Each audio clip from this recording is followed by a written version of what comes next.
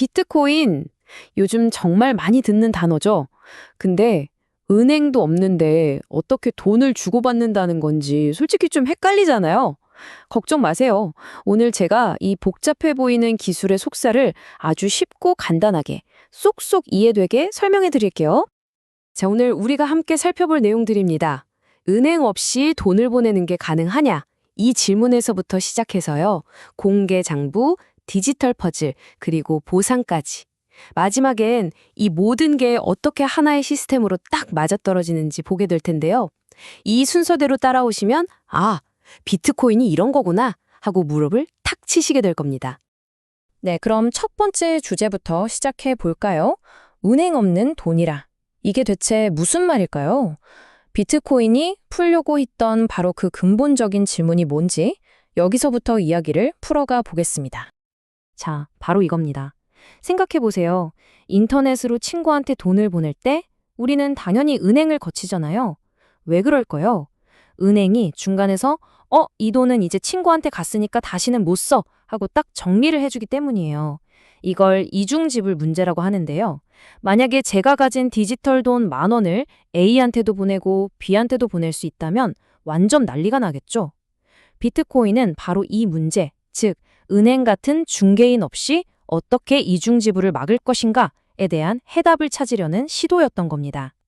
그렇다면 그 똑똑한 해결책은 대체 뭘까요? 그게 바로 두 번째 주제, 공개 디지털 장부입니다. 모든 것을 가능하게 만든 정말 기가 막힌 아이디어죠.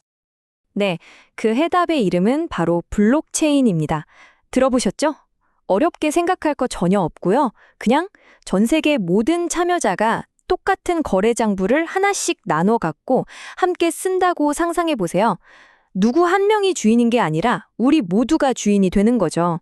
이걸 바로 탈중앙화라고 부르는 거고요.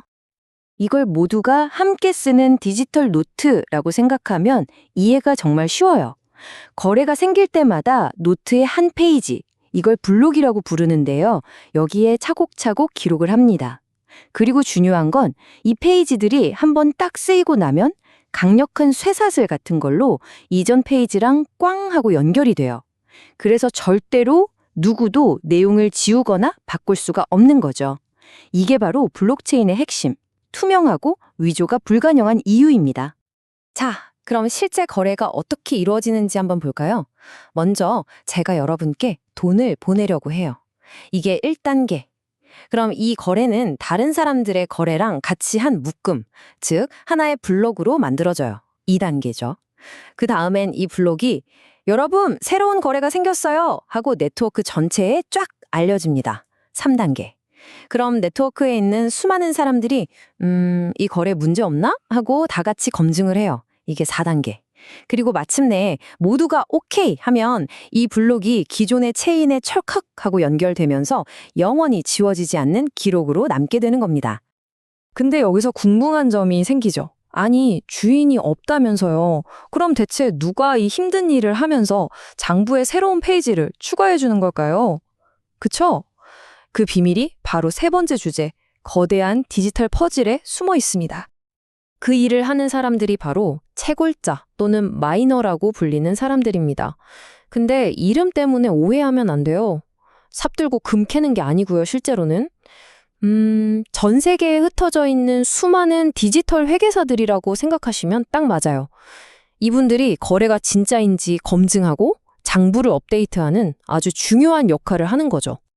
채굴자들은요, 그냥 장부를 쓰는 게 아니에요. 전 세계 모든 채굴자들이 동시에 아주 복잡한 수학 퍼즐을 푸는 경쟁을 벌입니다. 누가 가장 먼저 푸느냐 하는 거죠. 이걸 작업 증명, 영어로는 proof of work라고 하는데요. 말 그대로 내가 이만큼 열심히 컴퓨터를 돌려서 일했다라는 걸 증명하는 과정인 셈이에요. 이 과정이 바로 비트코인 시스템의 심장 박동과도 같아요. 자, 보세요. 새로운 거래들이 막 쏟아져 나오면 1단계, 모든 채굴자들이 이걸 모아서 자기만의 블록 후보를 만들어요. 2단계, 그리고 바로 땅! 하고 퍼즐 풀기 경쟁이 시작되는 겁니다. 3단계, 그러다 어떤 채굴자가 유레카! 하고 정답을 딱 찾으면 내가 풀었다! 하고 온 세상에 외치죠. 4단계, 그럼 다른 채굴자들이 어디 보자. 정답 맞네. 거래 내역도 이상 없고 하고 검증을 해줘요. 5단계. 모두가 동의하면 그 블록이 공식적으로 체인에 연결되었고 채굴자들은 또 바로 다음 퍼즐을 풀기 위해 달려가는 겁니다. 6단계. 정말 역동적이죠? 아, 근데 이런 경우도 있겠죠? 거의 동시에 두 명의 정답을 맞히면 어떡하냐고요. 그럴 때 비트코인은 아주 간단하고도 현명한 규칙을 따릅니다. 바로 가장 긴 체인이 이긴다는 규칙이에요. 왜냐하면 더 긴 체인이 만들어졌다는 건 그만큼 더 많은 사람들의 노력과 컴퓨팅 파워가 투입되었다는 뜻이니까요. 결국 시간이 조금만 지나면 모두가 자연스럽게 더 긴 체인을 진짜로 인정하고 따라가게 돼서 결국 장부는 다시 하나로 통일되는 거죠. 자, 그럼 또 다른 질문이 생깁니다. 아니, 대체 왜 이렇게 많은 사람들이 어마어마한 전기까지 써가면서 이 어려운 퍼즐 풀기 경쟁에 뛰어드는 걸까요? 뭔가 이유가 있겠죠? 네, 물론입니다. 바로 보상이 있기 때문이죠. 이 힘든 퍼즐을 가장 먼저 푼 채굴자에게는 아주 달콤한 보상이 주어집니다. 두 가지인데요. 첫째는 이 세상에 막 새로 태어난 따끈따끈한 새 비트코인이에요. 이걸 블록 보상이라고 하고요. 둘째는 그 블록에 담겨있는 거래들을 처리해준 대가로 받는 작은 거래 수수료들입니다. 이 두 가지가 바로 채굴자들이 네트워크를 열심히 지키게 만드는 강력한 동기부여가 되는 거죠. 그리고 여기서 비트코인의 가장 중요한 특징 중 하나가 나옵니다. 바로 희소성. 비트코인은요, 마치 금처럼 그 양이 정해져 있어요. 딱 2100만 개. 앞으로 그 이상은 절대로 만들어지지 않도록 프로그래밍 되어 있습니다. 무한정 찍어낼 수 있는 일반 화폐와는 근본적으로 다른 점이죠. 그래서 디지털 금이라고 불리는 이유이기도 하고요. 이 희소성을 더욱 특별하게 만드는 게 바로 반감기라는 이벤트입니다. 이 표를 보시면요. 처음에는 블록 하나를 채굴하면 보상으로 50비트코인을 줬어요. 어마어마했죠? 그런데 약 4년이 지나니까 그 보상이 딱 절반인 25개로 줄어들고 또 4년이 지나니까 12.5개. 이런 식으로 계속 반으로 줄어드는 거예요. 이렇게 새로 나오는 비트코인의 공급량을 시간이 갈수록 줄여서 가치를 보존하고 인플레이션을 막는 아주 영리한 장치인 셈이죠. 자, 이제 거의 다 왔습니다. 우리가 지금까지 살펴본 이 조각들, 그러니까 공개장부, 디지털 퍼즐, 그리고 보상. 이 모든 것들이 어떻게 딱 맞물려서 신뢰가 필요 없는 신뢰의 시스템이라는 이 놀라운 결과물을 만들어내는지 마지막으로 정리해 보겠습니다.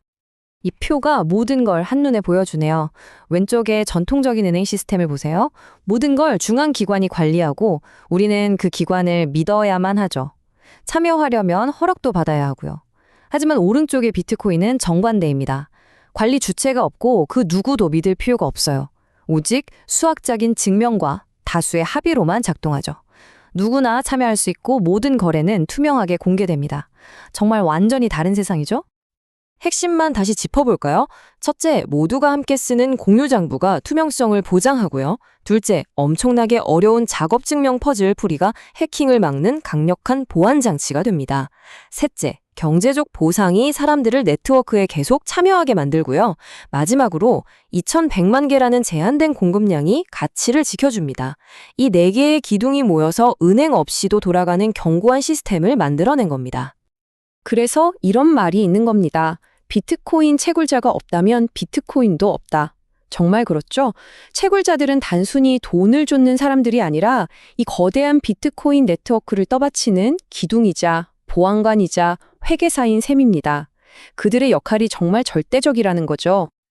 자, 오늘 이야기를 전부 듣고 나니 이런 질문이 머릿속에 떠오르지 않으신가요? 어떤 한 사람이나 기관이 책임지는 게 아니라 오직 코드와 수학, 그리고 참여자들의 자발적인 합의만으로 돌아가는 이 시스템. 과연 이게 정말로 미래 금융의 모습을 바꿀 수 있을까요? 이 질문을 여러분께 남겨드리면서 오늘 이야기는 여기서 마치겠습니다.